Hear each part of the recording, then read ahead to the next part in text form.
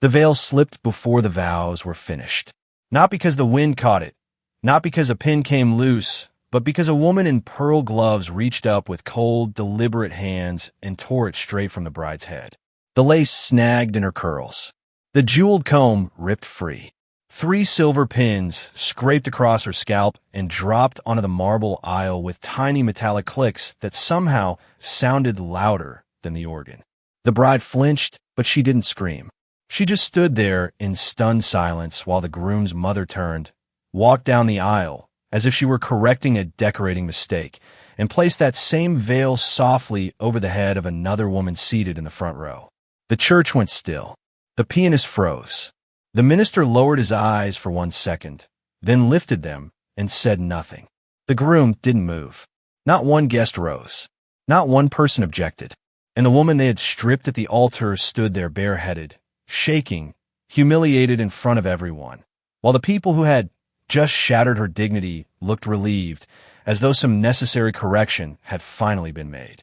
The sanctuary was full that afternoon. More than 200 guests filled the polished oak pews.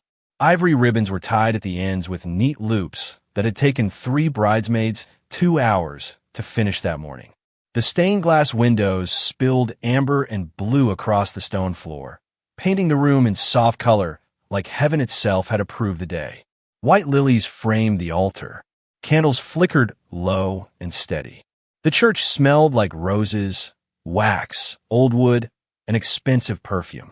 It was the kind of setting that made people whisper before they sat down, the kind of sacred beauty that convinces everyone in the room they're about to witness something blessed. For one brief stretch of time, it really did look like a dream. The bride stood in a fitted satin gown with hand-stitched sleeves and a cathedral train she had saved for almost a year to afford. She had done her own makeup at dawn under the yellow bathroom light, because paying a stylist would have meant sacrificing part of the florist bill. She had braided and pinned her own hair with patient fingers. She looked radiant in the way only women who have built beauty from sacrifice can look. Across from her stood the groom, handsome in a dark tailored suit, jaw tight, expression unreadable. To everyone watching, he looked solemn. To the bride, he looked distant. Her name was Marielle Bennett. She was 29 years old, with a quiet face people often underestimated and eyes that never missed more than they revealed. She had grown up learning how to stand still when life got cruel. By the time she reached that altar, she had already survived enough loneliness to make most people brittle. But Marielle had never broken outward. She folded inward. She endured. That was what made what happened next so unbearable to watch. She wasn't the kind of woman who caused scenes. She wasn't loud, messy, or dramatic. She was careful with other people's feelings. She apologized when someone bumped into her. She brought extra napkins to office lunches. She saved wrapping paper. And yet there she stood, in front of family, church, cameras, and God, being handled like she had no dignity worth protecting. The groom's mother, Evangeline Sloan, had risen from the front pew with the practiced confidence of someone stepping into a role she had already rehearsed 100 times in private. She didn't rush. She smoothed the front of her silver blue dress. She adjusted the diamond brooch at her throat. Then she climbed the 2 shallow steps to the altar, looked Marielle over from head to toe with open contempt, and said in a voice quiet enough to cut deeper, "This never belonged to you." Then she yanked the veil free. Marielle's head jerked sideways. A thin scratch opened just above her temple. It was small, but bright against her skin. Evangeline didn't even glance at it. She turned and carried the veil down the aisle with both hands, as if she were transporting something sacred. She stopped beside a woman sitting in the second pew. The woman stood before being asked. She had glossy hair, a cream silk dress, and the poised little smile of someone who had been expecting exactly this moment. Her name was Sienna Vale. She dipped her head forward, and Evangeline draped the stolen veil over her like a queen bestowing rank. No one gasped. No one protested. There was only that terrible silence, the silence of people too invested in power to defend decency. The minister cleared his throat, adjusted the pages of his Bible, and continued speaking as though a woman had not just been publicly stripped of her place. The groom, Adrian Sloan kept his hands at his sides. He did not step toward Marielle. He did not say his mother's name. He did not remove the veil from Sienna's head. He stood there like someone watching a train pass, detached from the wreckage even while standing in it. Marielle looked at him then, really looked at him, and whatever hope she had been holding cracked without a sound. The congregation watched with a discomfort so thin it might as well have been approval. A few of Adrian's cousins exchanged knowing glances. One older aunt folded her lips into the faintest smile. Marielle's chest rose and fell. Her fingers curled once, then released. She turned without ceremony, gathered the front of her gown, and walked down the aisle alone. She did not run. That was what people remembered later. She did not sob or plead or demand answers. She walked with her back straight, past the flowers she had paid for, past the guests who had eaten her rehearsal dinner the night before, past the women who had complimented her dress an hour earlier, past every face that failed her. The church doors opened. Heat and sunlight rushed in. She stepped onto the stone steps outside, bareheaded, scalp stinging, temple scratched, and sat down as though she had simply arrived too early for an appointment. A passing breeze lifted the edge of her train. Inside the sanctuary, after only a few minutes, the music resumed. Then came the clink of glasses. Then laughter. Someone made a toast. The celebration had not been ruined by her humiliation. It had been arranged around it. Marielle touched the scratch near her temple and brought her fingers away with a faint smear of blood. She stared at it for a moment, then wiped it onto the satin skirt of her wedding dress, leaving a tiny rust-red crescent near the seam. She folded her hands in her lap and looked across the parking lot at rows of cars flashing in the afternoon sun. People entered and exited the fellowship hall beyond the side doors, carrying trays and talking animatedly, as if the woman sitting 10 feet away hadn't just been destroyed in front of them. There was only one person inside who looked devastated. In the back row of the church had sat an elderly woman in a dark green suit, small-framed, upright, clutching a handbag with both hands. She had watched the entire scene with tears in her eyes and the grief of recognition on her face. She never moved. No one knew her name. No one knew why she had come. And no one in that church knew that the land beneath the sanctuary, the parking lot, the office annex, and the neighboring parcel all belonged to a holding empire controlled by one private succession. The sole heir to that empire had just walked outside, bleeding beneath the veil they tore away. To understand who Marielle Bennett really was, you had to go back long before the church, long before Adrian, long before Atlanta. You had to go back to a weathered farmhouse outside Beaufort, South Carolina, where the marsh winds hissed through the reeds and the porch boards softened every summer from salt in the air. That was where Miss Eliza raised her. Marielle's mother died the night she was born. Complications came fast, and the nearest hospital with the right equipment was too far away. By the time the road was cleared after the storm, it was already too late. The baby survived. The mother did not. Marielle entered the world inside grief, so old she never knew where it ended and she began. Miss Eliza never made that feel like a burden. She wrapped the child in a hand-sewn blanket, carried her into the little yellow house, and spent the next 20 years loving her with the kind of devotion that asks for nothing in return. Marielle never knew her father. Whenever she asked, Miss Eliza would pause, set down whatever dish towel or Bible or knitting she was holding, and say only one sentence. Your father loved you before he ever saw your face. She always said it the same way, with a calm certainty that shut every other question down. There was no bitterness in her tone, no shame, no fear, just a boundary. So Marielle learned to live with an absence shaped like a closed door. She took that absence to school in hand-me-down cardigans. She took it to scholarship meetings and parent nights where she sat alone beside teachers. She took it to every holiday concert and every father-daughter dance she quietly skipped. Other children noticed, the way children always do. They asked careless questions. They said cruel things. They made her background into a story they could gossip over. Marielle never fought them. She simply went silent, opened a book, and retreated into the one place no one could reach her. When she turned 17, Miss Eliza gave her a velvet box no bigger than a palm. Inside was a ring unlike anything else in their small house.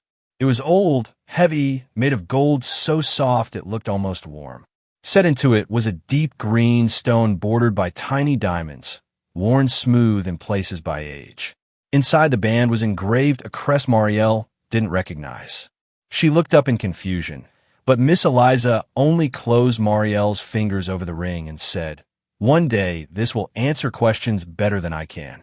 Marielle kept it in a drawer wrapped in a handkerchief. She wore it sometimes on a chain beneath her shirt, more out of sentiment than understanding. It was the last meaningful gift Miss Eliza ever gave her. Miss Eliza died 2 years later in her sleep, one hand still resting over the blanket as though she had simply paused in the middle of a dream.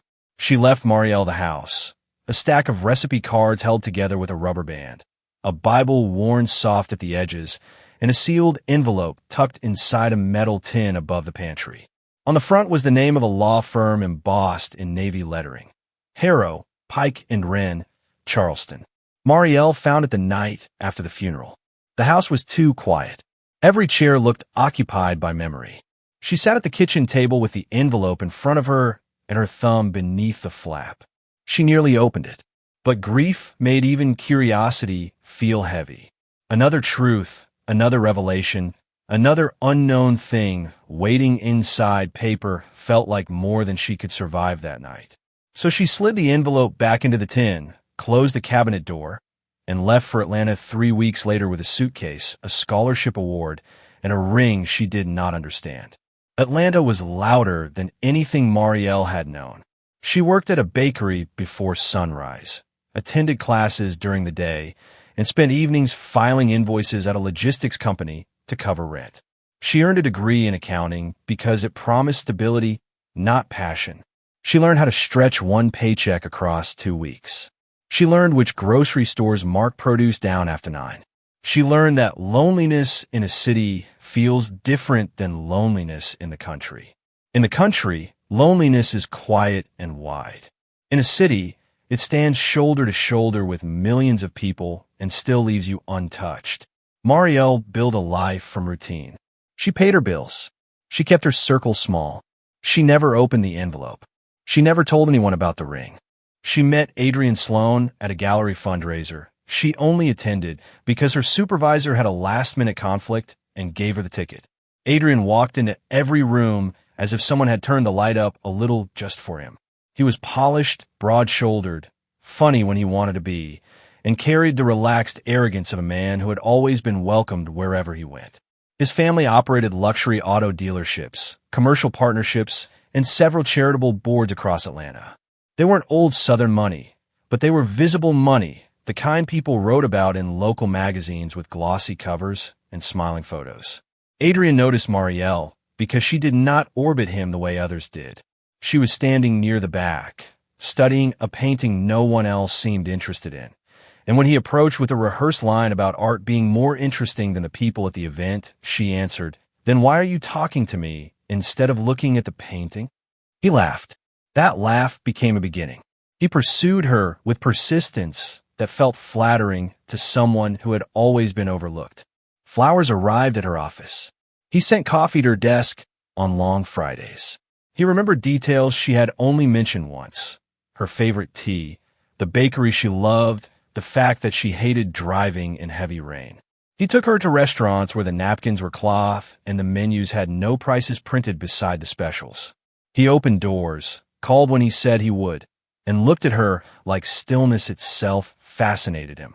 To a woman who had spent most of her life invisible, being chosen with that much intensity felt like a form of rescue. Marielle told him things she had never told anyone. She told him about Miss Eliza and the farmhouse and how quiet grief becomes when it settles in for years. She told him how, as a child, she used to set 2 plates at dinner even when she ate alone because it made the table feel less abandoned. She told him she sometimes feared she had been made too soft for the world she was living in. Adrian listened with deep, attentive eyes and squeezed her hand at exactly the right moments.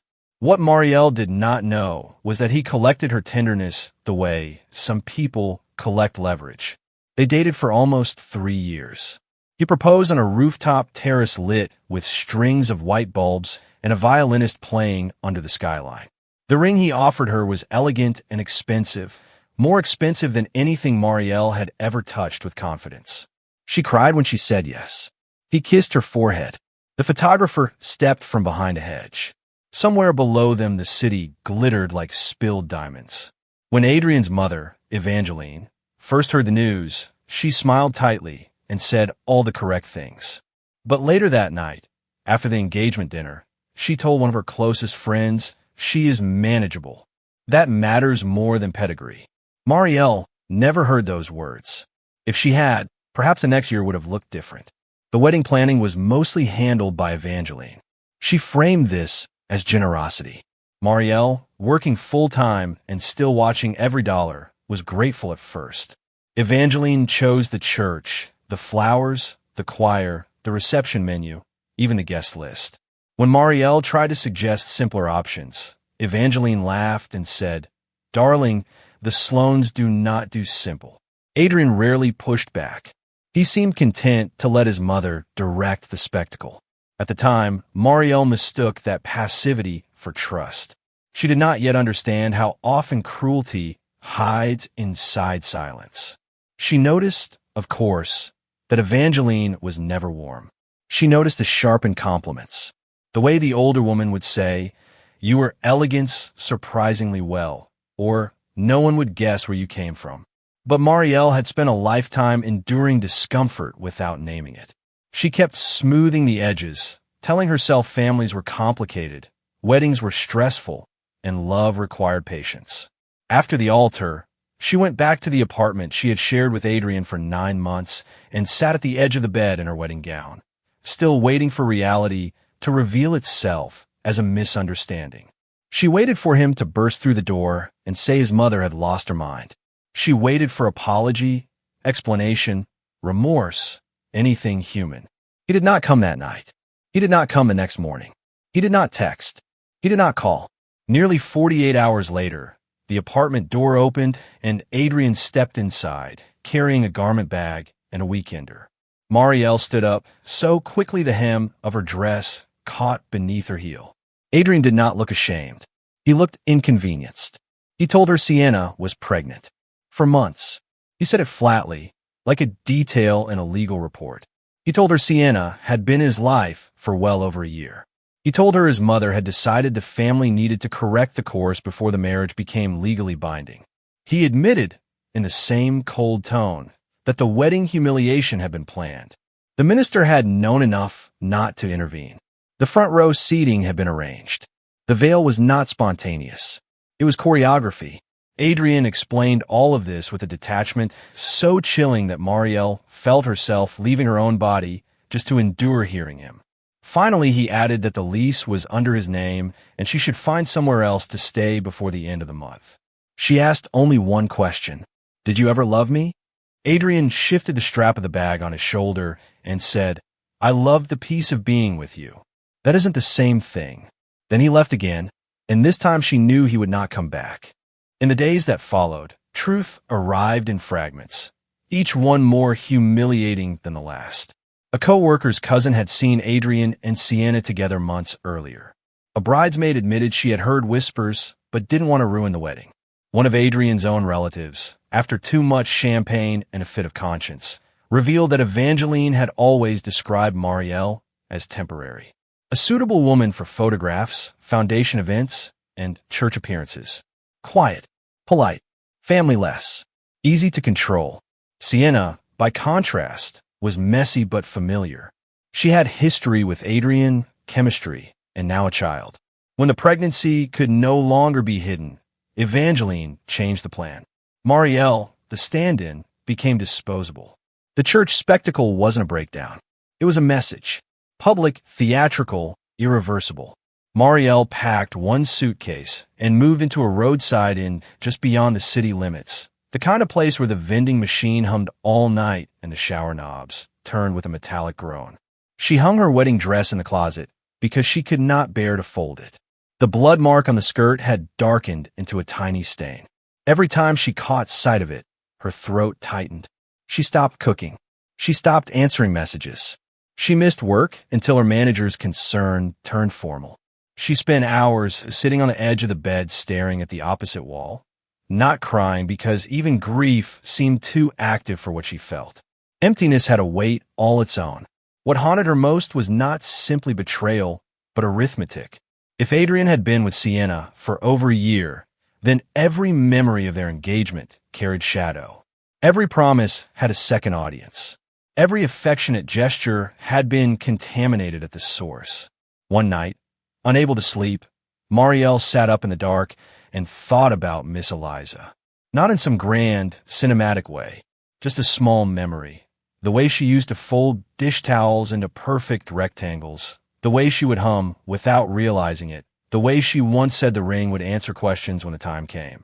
Marielle reached for the storage box she had carried from apartment to apartment for years.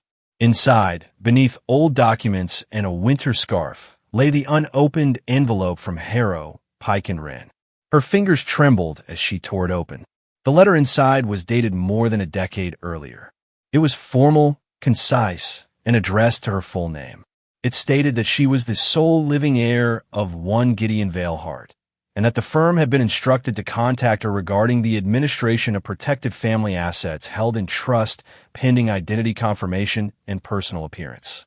Marielle read the name twice, then 3 times. Gideon Veilhart. She did not know it. Then her eyes dropped to the gold ring lying on the bedspread beside her. The crest engraved inside the band matched the letterhead seal. She drove to Charleston 3 days later. The offices of Harrow, Pike, and Wren occupied the upper floors of a sandstone building overlooking the harbor, quiet and stately in a way that suggested old wealth didn't need to raise its voice. A receptionist led her into a paneled office lined with shelves and city maps framed in dark wood. Behind the desk sat a man in his 70s with silver hair, clear eyes, and the posture of someone who had spent his life carrying other people's secrets without ever bending under the load. His name was Elias Wren. When Marielle entered, he stood immediately. He looked at her long enough for emotion to soften his face and said, almost to himself, "You have your father's eyes." It was the first time in her life anyone had said the word father and meant a real person, not an absence. Elias told her that Gideon Veilhart had been one of the most private industrial magnates in the country, not the kind who filled magazine covers or boasted on television. He moved differently. He built quietly through shipping, ports, logistics corridors, technology infrastructure, land banking, and long-hold commercial acquisitions spread across the South, the Gulf, and beyond. He bought what others overlooked and held it until cities grew around it.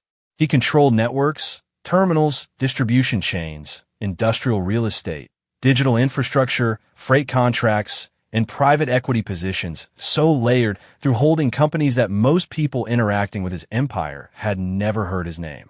He had been, in public, nearly invisible.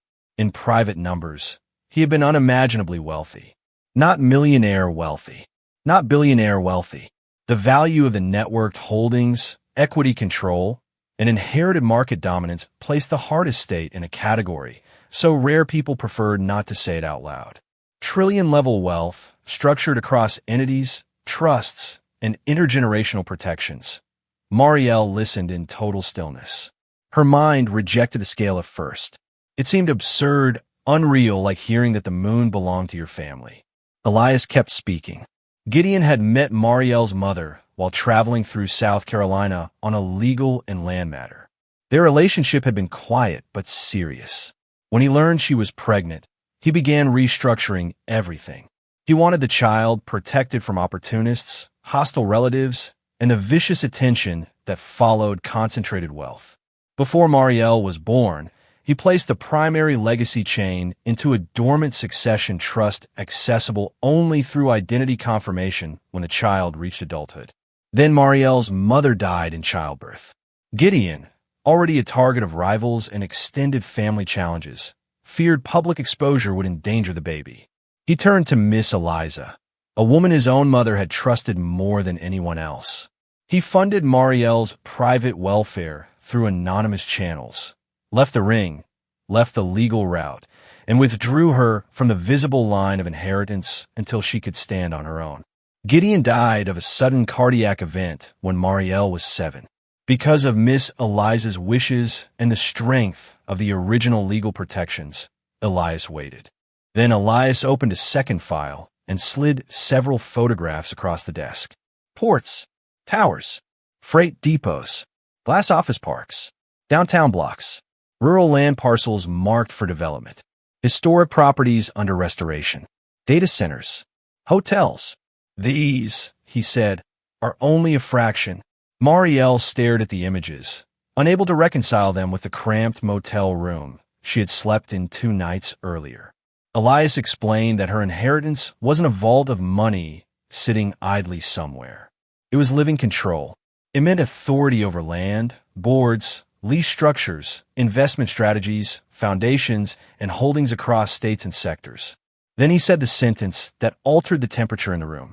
The Sloan family has been operating on heart control property for 14 years. Marielle looked up slowly. Elias continued. The flagship Sloan dealership campus stood on a parcel owned through one of the Hart Urban asset entities. 2 secondary commercial properties leased by Sloan Automotive were also tied to Hart-controlled subsidiaries. The church where Evangeline had humiliated her sat on land under a long-term religious use lease held by a Hart regional property arm. Even the luxury event hall, where the Sloans were planning an engagement celebration for Adrian and Sienna, was part of a downtown development block under Hart beneficial control. Marielle did not smile. She did not ask for vengeance. She only touched the ring hanging from the chain beneath her blouse and whispered, "Do they know?" Elias shook his head. The ownership structure was private by design. Public records showed entities, not names. No one connected those holdings to Gideon's daughter because, until this moment, Gideon's daughter had not publicly existed. Marielle sat very still. Something in her expression changed. Not rage, not excitement, but clarity. The ground beneath her life shifted and settled into a shape that finally made sense. She had not become someone new in that office.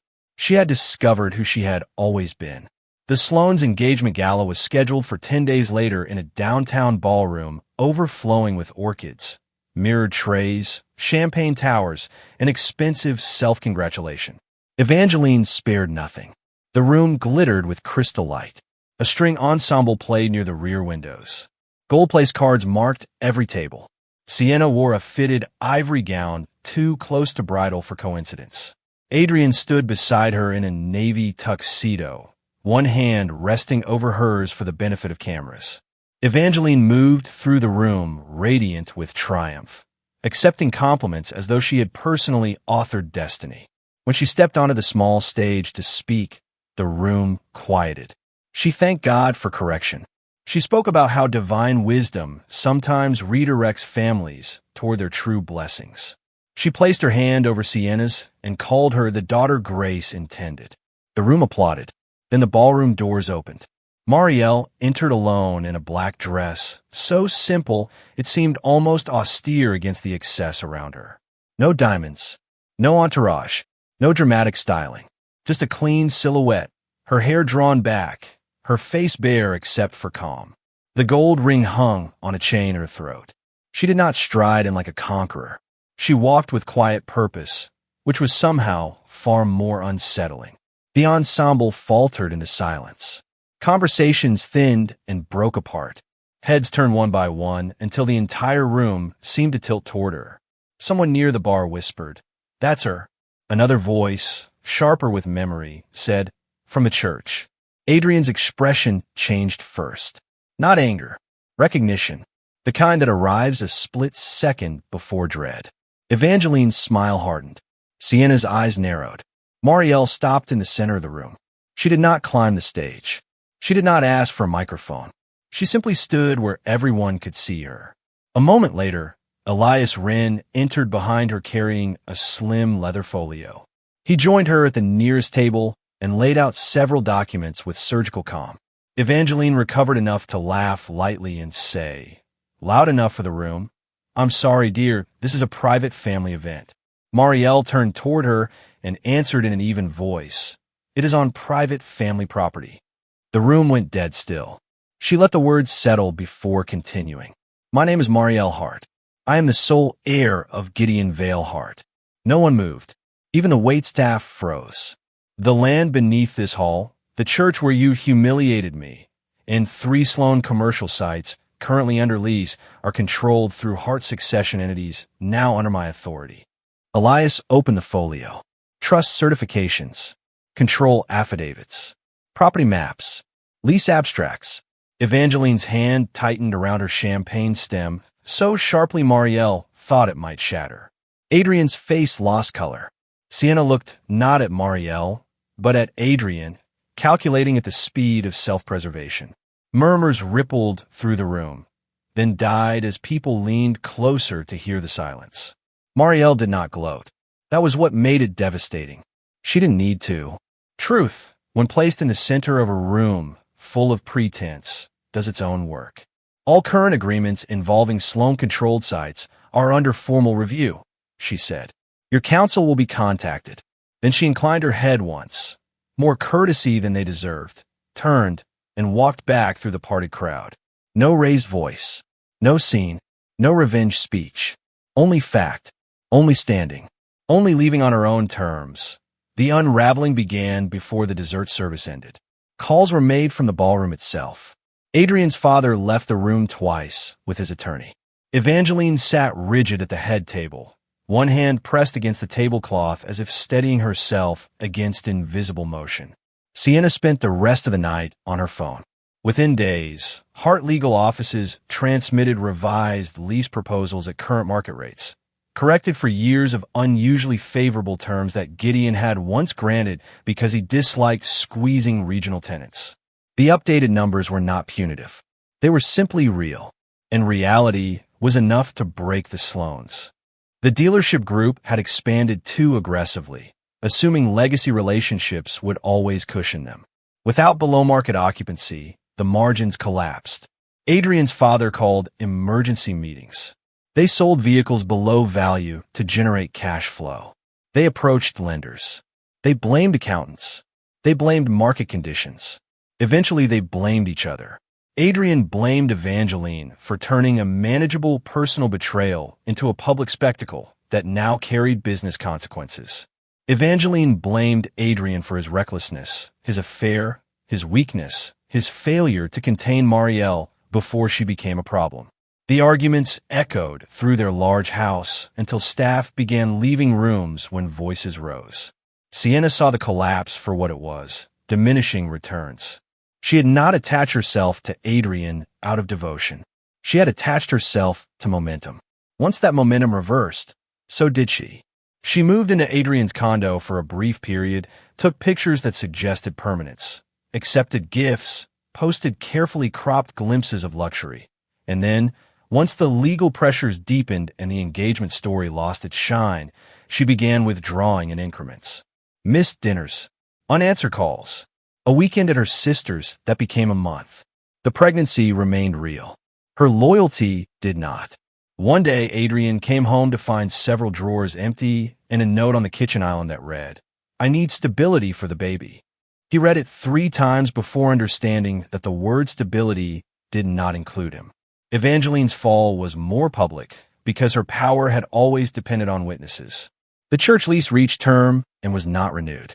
Hart Council delivered the notice with immaculate professionalism. There was no anger in the language, no reference to the wedding, no room for accusation. The property would revert to owner-directed redevelopment planning at the conclusion of the lease period. The congregation had to relocate to a rented auditorium on the other side of the city. Questions spread fast. Why had the church lost its home? Why had the Sloan's name suddenly become awkward in rooms that once courted it? Why did longtime donors stop returning calls? Whispers rose in parking lots, Sunday school classrooms, and women's circles. People who had watched silently at the wedding now told the story differently, depending on who was listening. Some insisted they had always thought the treatment was cruel. Some claimed they had known nothing. But memory is merciless, and a public cruelty staged in church does not disappear just because the powerful regret the optics later. As for Adrian, the silence he had once weaponized became the room he lived in. He tried reaching Marielle through old numbers, mutual acquaintances, even the bakery where she once worked weekends. Nothing. He sent flowers to an office she had already left. He drove past the roadside inn and learned she had checked out weeks earlier. He wrote letters. He deleted them. He poured himself drinks at midnight and sat at his kitchen counter, hearing echoes of tiny domestic things he had once overlooked. Marielle humming while rinsing vegetables, tucking one foot beneath herself on the sofa, straightening crooked picture frames without thinking. Regret came to him slowly, and by the time he fully recognized it, it had nothing left to work on. He did not know whether he had ever truly loved her. He only knew that he had mistaken peace for passivity, gentleness for expendability, and silence for weakness. By the time he learned the difference, he was alone.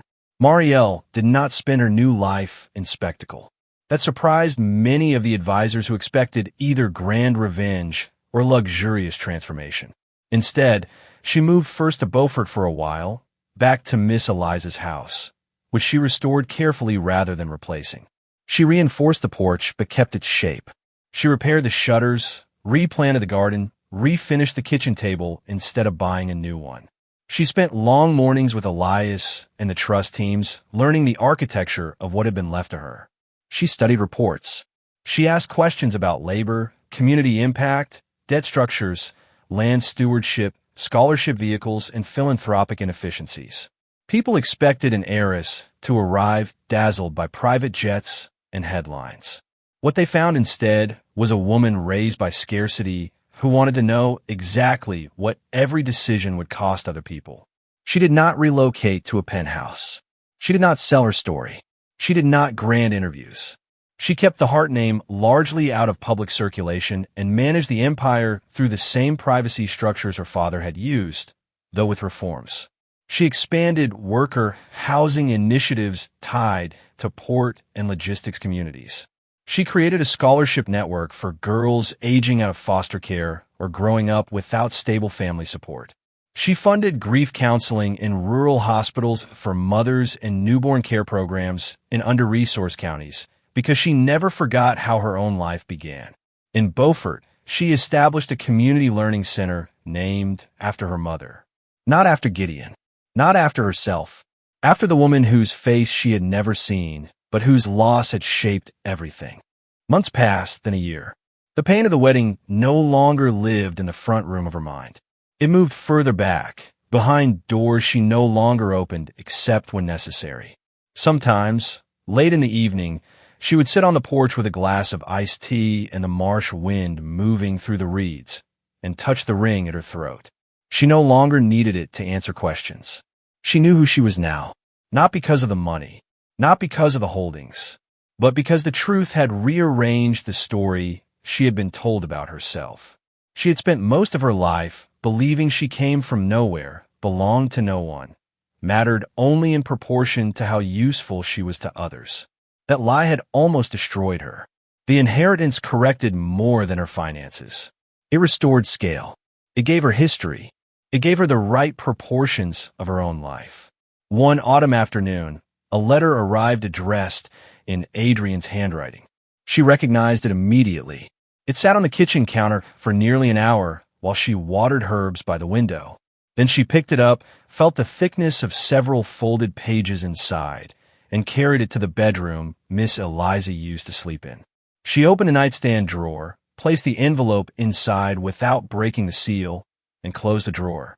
Some apologies arrive too late to be medicine. Some explanations are just grief in formal wear. She did not need his words to know what he had done or what he had lost. There are doors wisdom teaches you not to reopen. In time, the story people told about Marielle changed. At first, she was the humiliated bride, then the hidden heiress, then the woman who reclaimed everything. But none of those versions were complete. The truest version was quieter. She was a woman who had been misjudged by people who only understood visible power. They saw no famous family standing behind her, no loud defenders, no social pedigree, no spectacle, so they concluded she was safe to wound. They mistook grace for emptiness. They mistook solitude for insignificance. They looked at her and saw a placeholder. What they could not see was bloodline, discipline, inheritance, restraint, and the kind of inner architecture built by surviving grief without an audience. And that, in the end, was why Marielle's victory felt so final. She did not win because she humiliated them back harder. She won because she never had to become them. She didn't rip anything from anyone's head. She didn't stand in a ballroom shouting. She didn't leak secrets to tabloids or posture with revenge. She let the truth stand up in her place. She let contracts, ownership, and lawful authority speak with the force of inevitability. Then she went home. There's a kind of power that performs, and another kind that simply is. The first kind needs applause. The second kind changes the shape of rooms by entering them. If this story reminded you that your worth does not shrink just because someone failed to recognize it, then pass this on to someone who needs that reminder today. And if you love stories about betrayal, hidden truth, second chances, and quiet power, make sure you share this video, subscribe, and join us here on Second Life Decoded, where every story proves that the end of one life can be the beginning of another.